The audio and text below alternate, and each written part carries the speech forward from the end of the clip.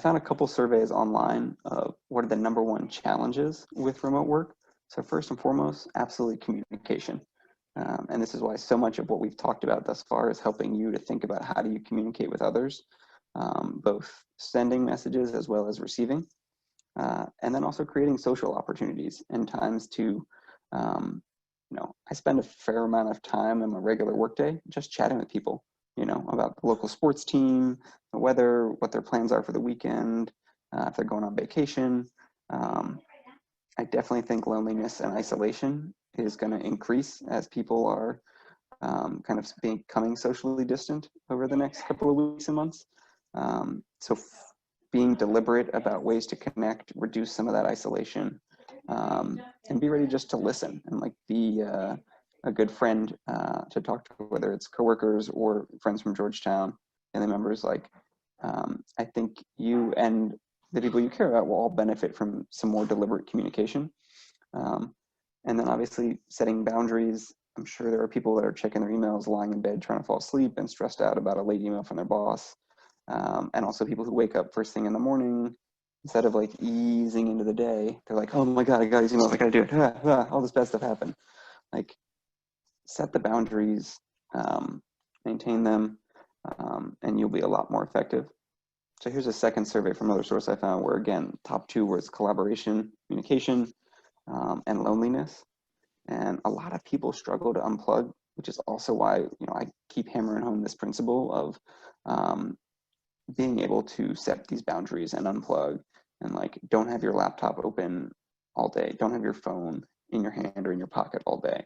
Spend some time, just sit on the couch chilling, or, I don't know if, I mean, I have no idea what it's like to be back at your parents' house and have to have meals with them. But perhaps don't bring your cell phone to the dinner table is a good rule. You got all the rest of the day to be on your phones and doing lots of things. Try to carve out 30 to 60 minutes where you can just be present in human form.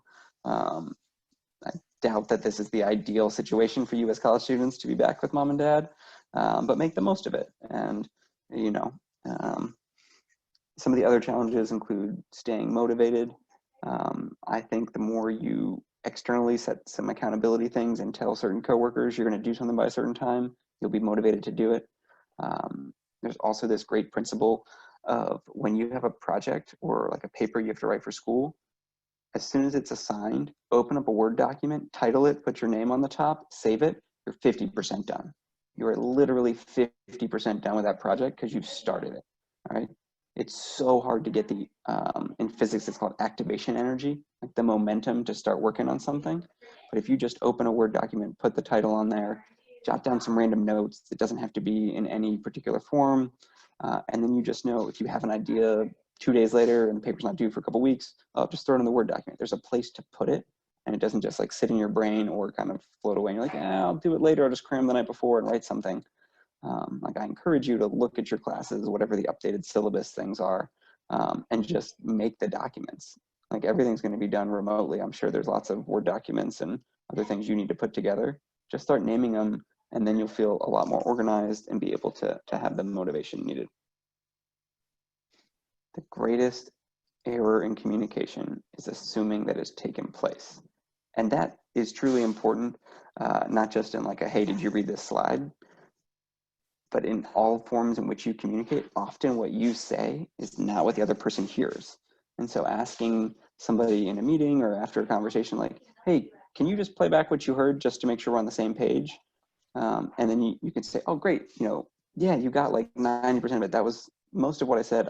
The one thing you missed is this. Let me add that in and make sure we're clear, that the deadline is next Wednesday, not next Tuesday.